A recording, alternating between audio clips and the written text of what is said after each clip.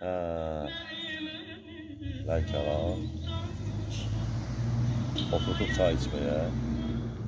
Gördülər biz sənət xəstəsiyik, şirkətə qoydular.